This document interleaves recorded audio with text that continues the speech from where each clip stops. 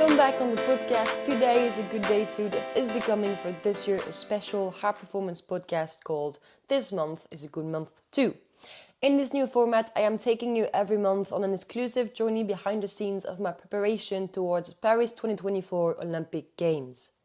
I am so happy to be with you right now, and I am so grateful you've decided to spend some time with me today to listen to my stories.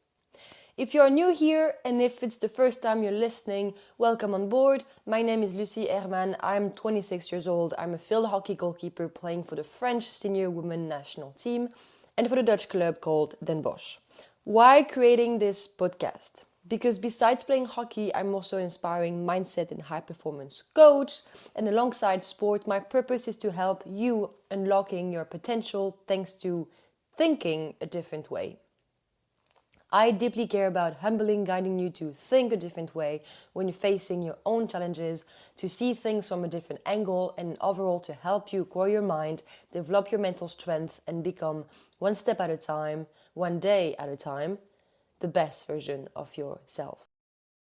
The podcast format is the following. Every month, I'm sharing with you 3 to 4 key questions, key topics, related with events that happened to me or around me during the month prior. During each episode, I'm sharing with you mindset tips and personal thoughts that I am personally using when I'm facing difficult situations, and to share them with you the most relatable way for you to apply it in your own daily life.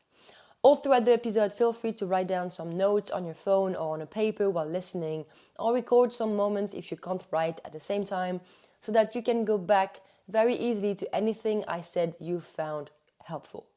If you enjoyed this episode or enjoyed this podcast, you can subscribe to it on any platform and leave a review. And if you're enjoying this podcast or found anything helpful and you'd like to let me know, or if you have any questions about something I shared, you can send me a personal message on my Instagram page, that is @happylucy. I do reach each of your texts and I reply with the biggest pleasure. Last but not least, just a quick important reminder before we dive in. The several tips I'm going to share with you are not magic tricks to make you happy forever, neither magic tricks to you so that you will never ever be sad or struggle a day in your life ever again or anything like that. Simply because first, that's not possible, and second, it's not my goal. The only goal I have sharing tips with you is to give you different mindset tools you can practice. Thus yes, mindset is a practice in order for you to navigate your daily life a bit better. You're gonna have ups and downs, and that's okay. The goal is to find tools to help us navigate these ups and downs a bit better. Finally, every piece of advice I'm sharing with you are not the only way to work on one situation. They are one way. In that case, I'm sharing with you the way I used myself at that specific moment.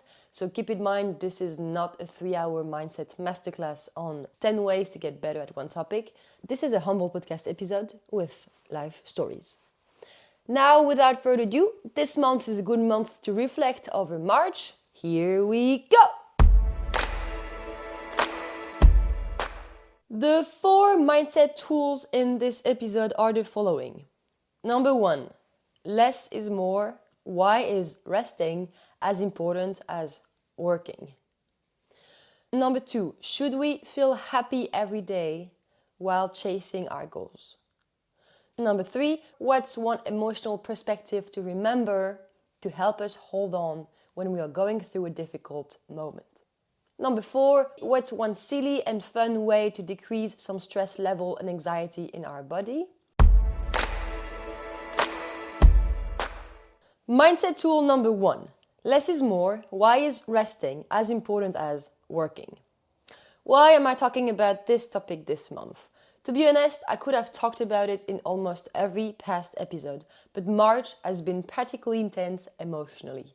The reason why I'm sharing this topic is mostly to raise awareness about how much, regardless if you're working for goals that are very demanding physically or mentally, but even if you're just going through everyday life with your job and all the events happening around you, it is very crucial for your mental health to create quality time for yourself. We need to recover mentally and physically because life is hard. And it doesn't mean it has to be really hard for you to take care of your recovery. We just get to take care of our recovery.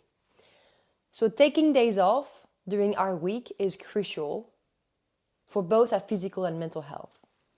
We can be so often in go, go, go mode and going from left to right all the time without making enough time to actually recharge. Like you take time for your phone to recharge when it's running on empty battery, but how often are you making time for your own body to recharge when you are running on empty? So while you're listening right now, you can simply think about it for yourself. How often, every week or every month, do you make time to recharge your own batteries? When was the last time you felt your mind actually had proper time off? Even just for 15 minutes. I'm not talking about you have to take a whole weekend off and go on holidays. No, even for just 15 minutes or 30 minutes, 1 hour, half a day or a whole day. It just depends on how much free time can you find during your own free day. When is the next time you can plan quality time for yourself? And which activity you'd like to do in order to recharge your batteries, whether mentally or physically. If you're already following me on Instagram, you've probably noticed I talk a lot about working for our goals.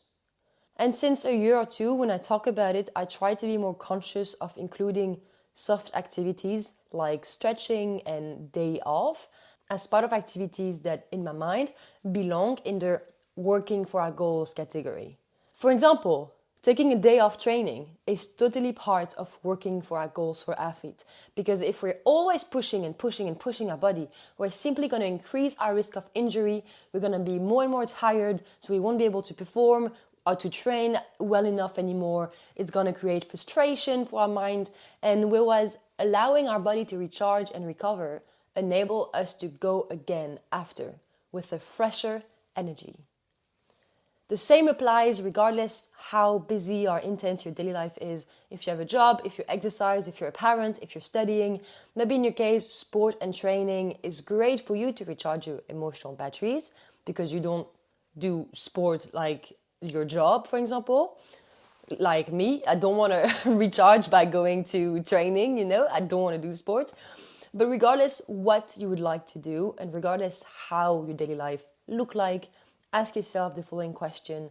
What is one activity I can do and I would like to prioritize during my week or my month that I know will allow me to come back the day after with a fresher energy? If you would like to visualize things, picture a sponge.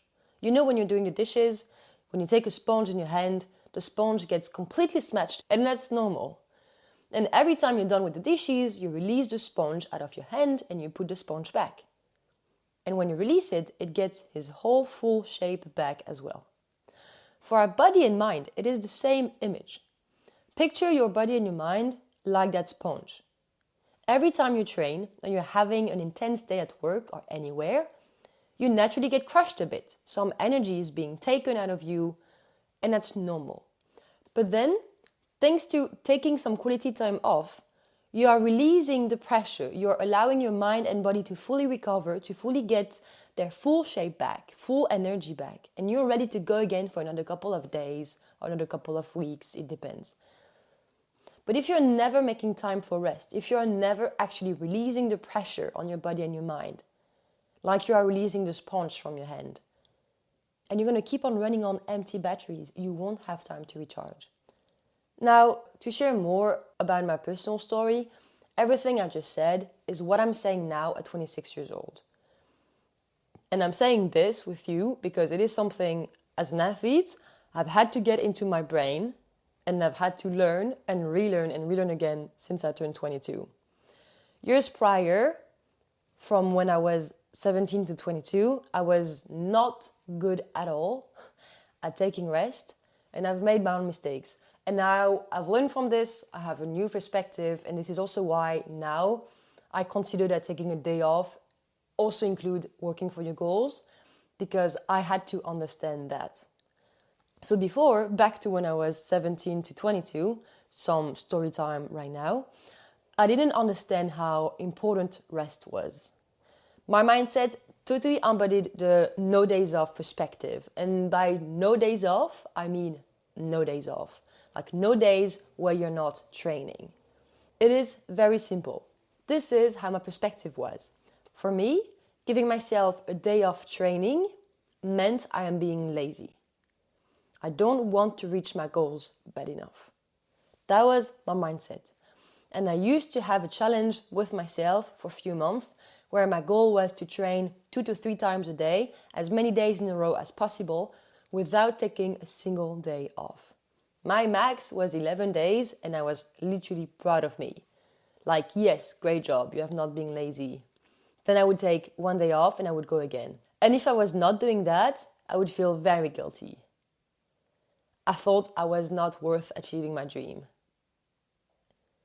I thought I was not worth achieving my dream if I was not working for it every single waking hour. There was a period from when I was 20.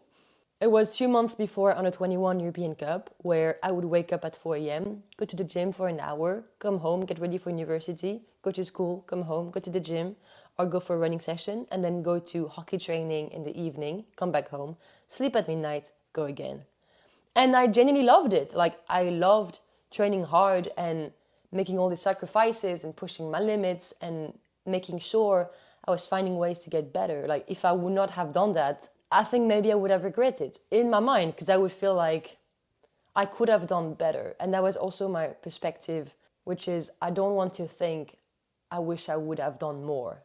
And because I was obsessed with this mindset of I don't want to regret what I didn't do, I don't want to think I wish I would have done more, I was pushing myself to do a lot.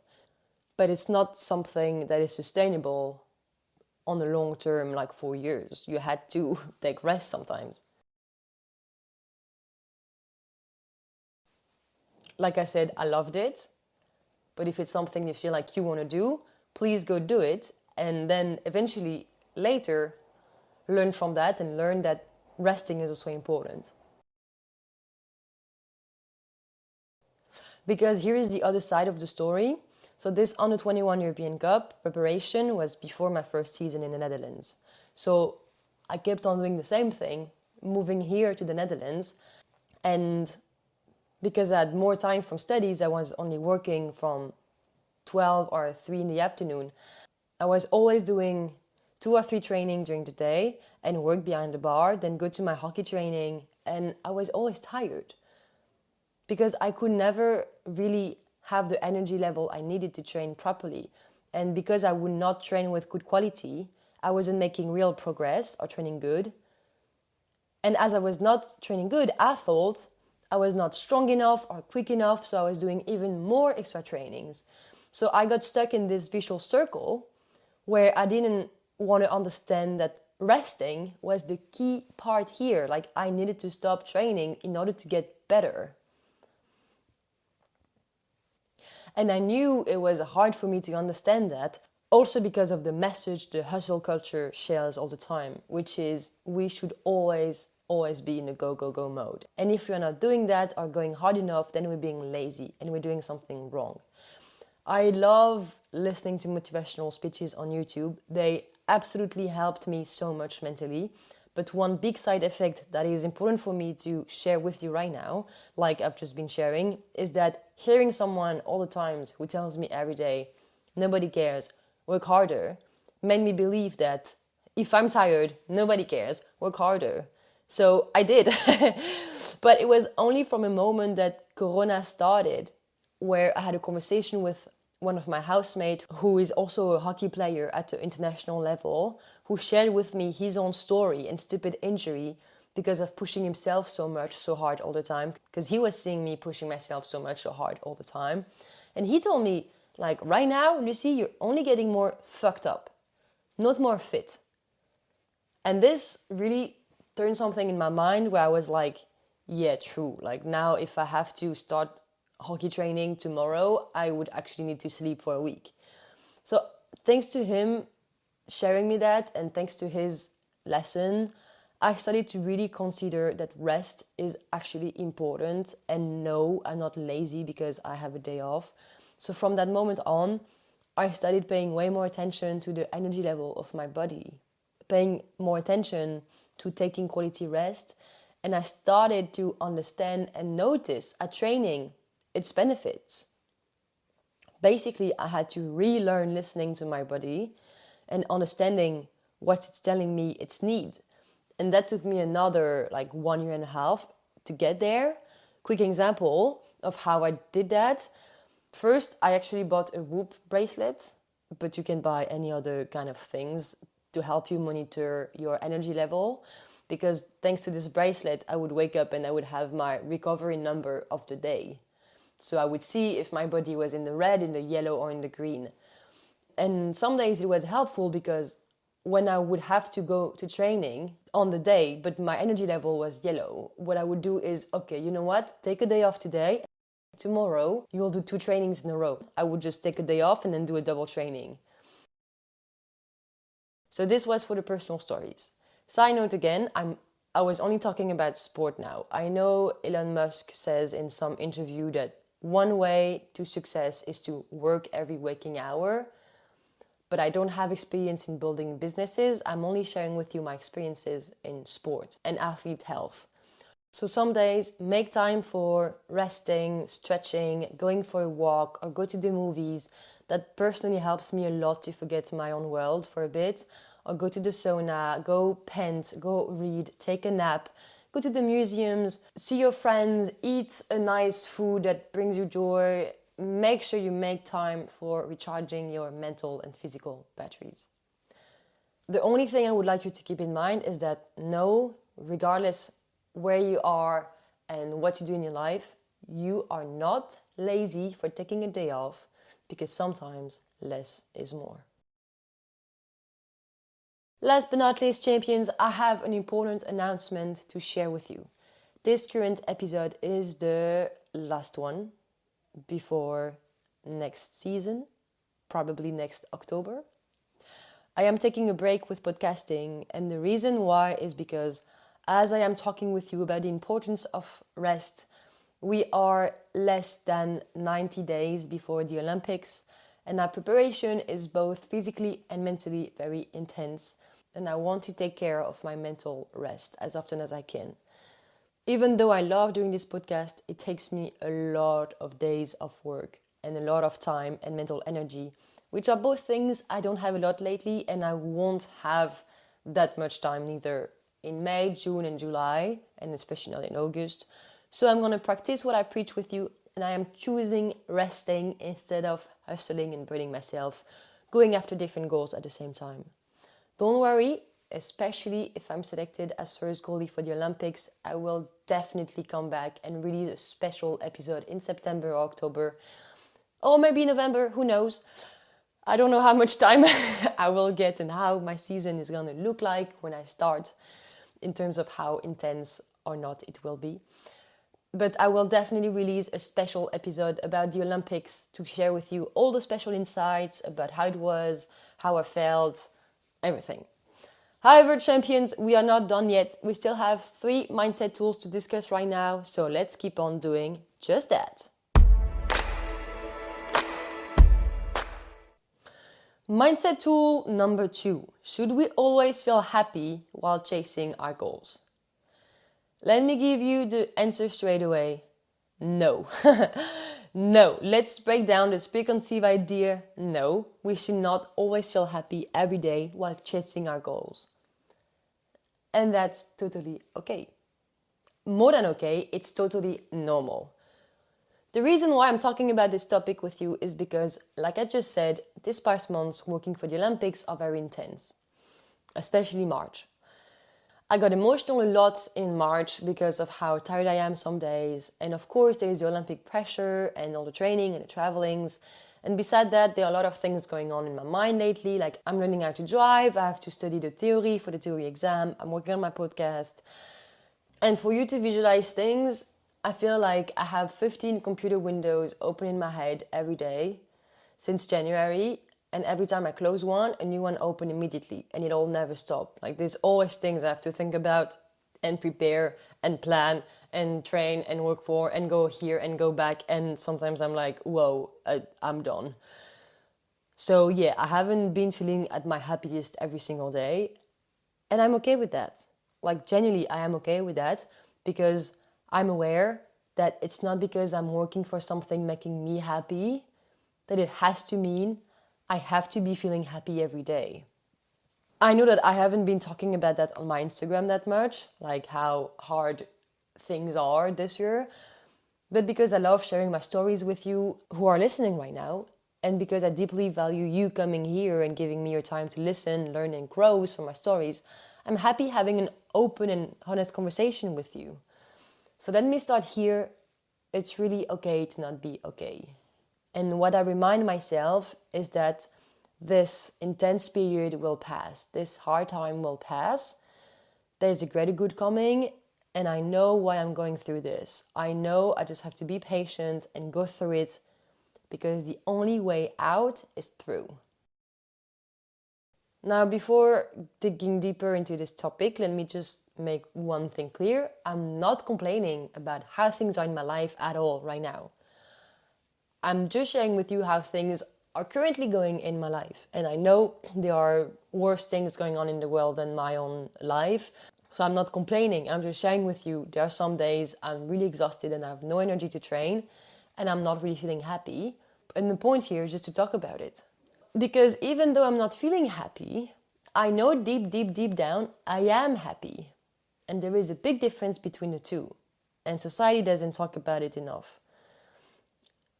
I know I'm lucky and beyond grateful to be chasing my dreams and to be working for this. So don't get me wrong. Chasing my dream makes me happy.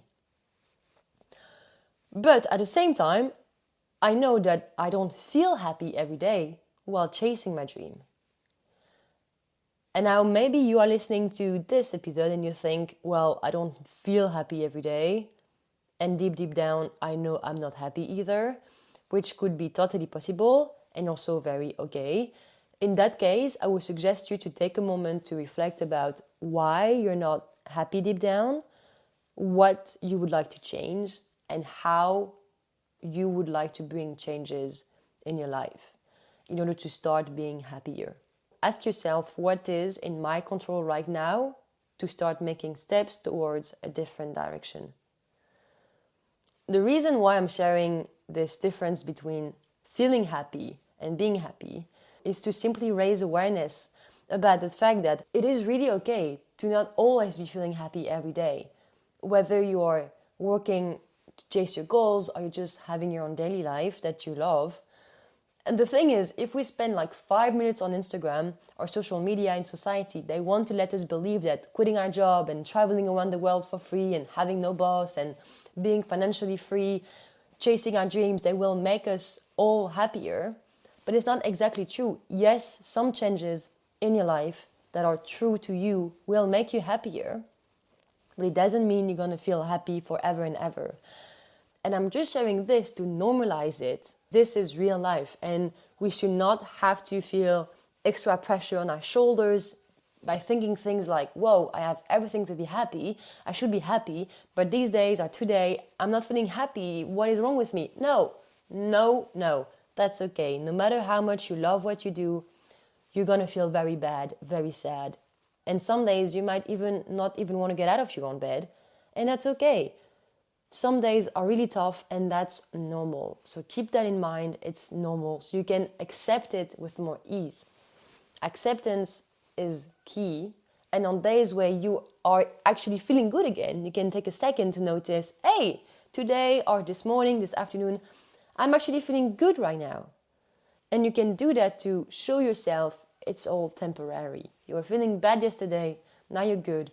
It's okay, it's temporary. Take it one day at a time. I was having this conversation with one of my best friends who's absolutely passionate about baking cakes. She is launching her own business selling memorable cakes, and I agree, her cakes are absolutely amazing. Her Instagram is Dolce Momenti if you want to look it up. So recently, we were just talking about it, about how we're doing, and she shared with me how she was not feeling super happy recently while baking her cakes, even though cakes is her passion, and she's normally super happy to bake. But that day, for some reason, she was not. So I shared with her how much me too lately, there are many days where I'm not feeling happy. And I shared with her what I'm going to share with you right now, which is which has been very helpful for my mental health this year. And it's the mental perspective called the rule of thirds.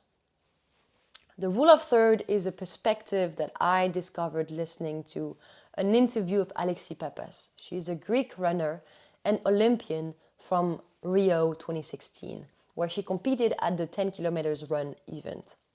She shared this rule of thirds in a podcast, saying that she learned it from her coach, who is also a former Olympian. I'm going to share with you the extract where she talks about it right now. So my Olympic coach told me after a particularly challenging workout where I could not hit my splits before going to the Rio Olympics that was okay.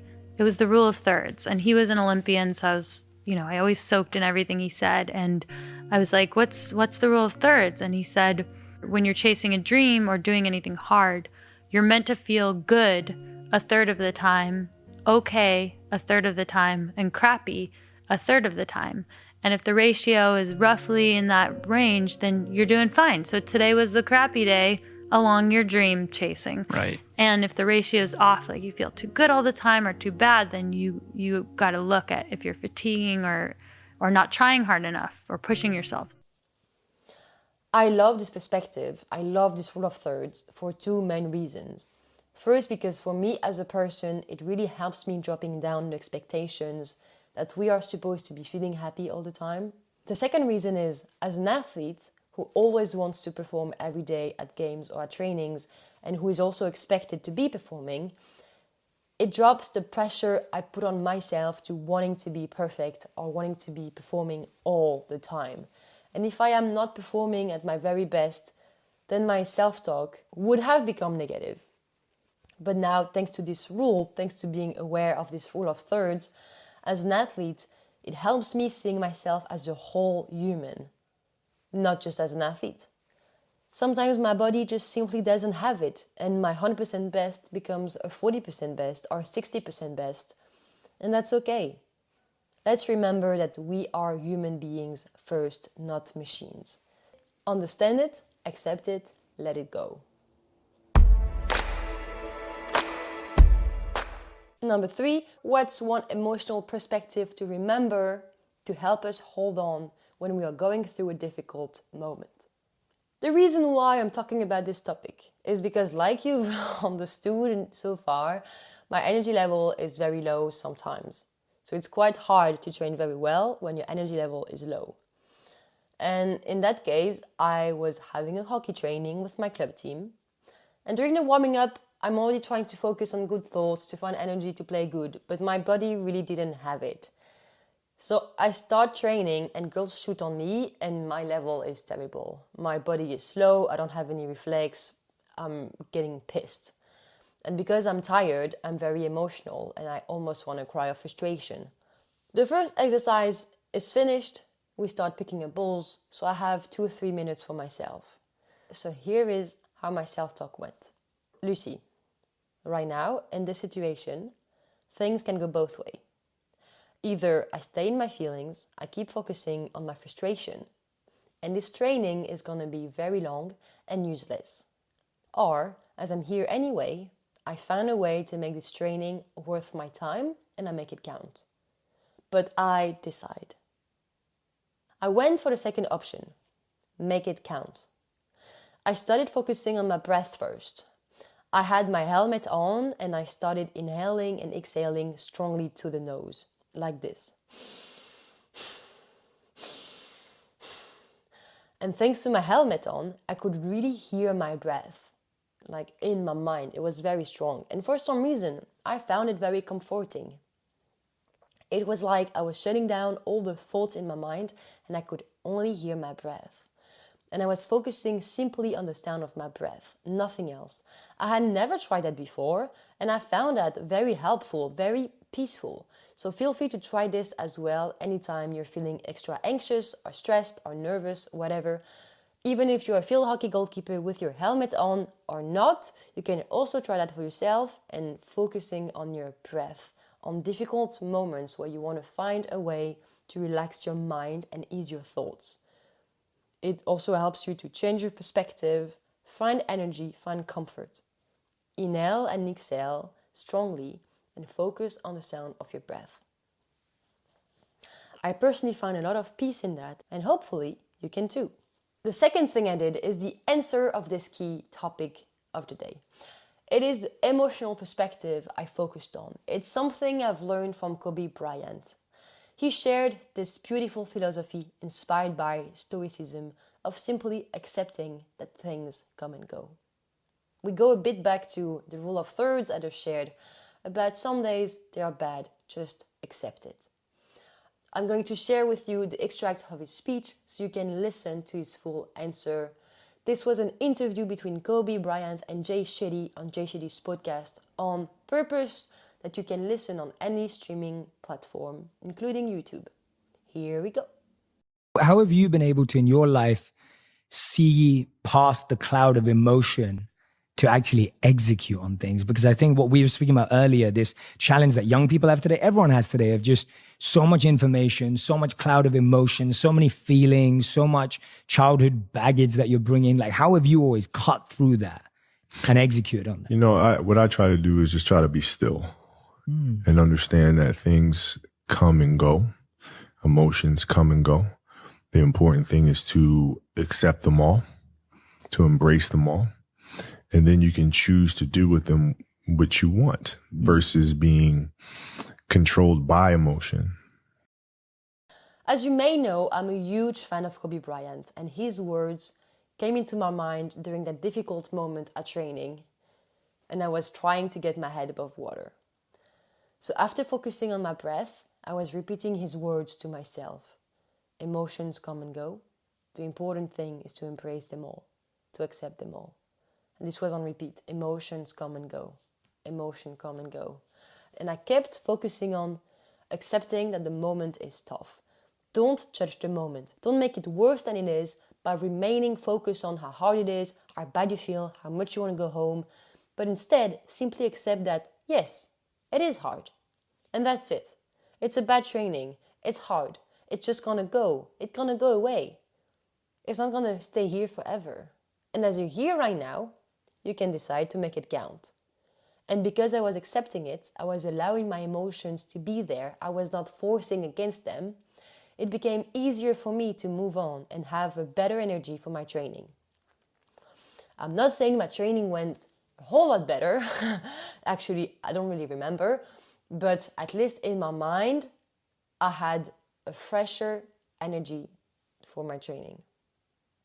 Now, if you use that perspective for you next time you're facing a difficult moment, I hope you will find some new strength, confidence and peace of mind, the same way it happened for me at that moment.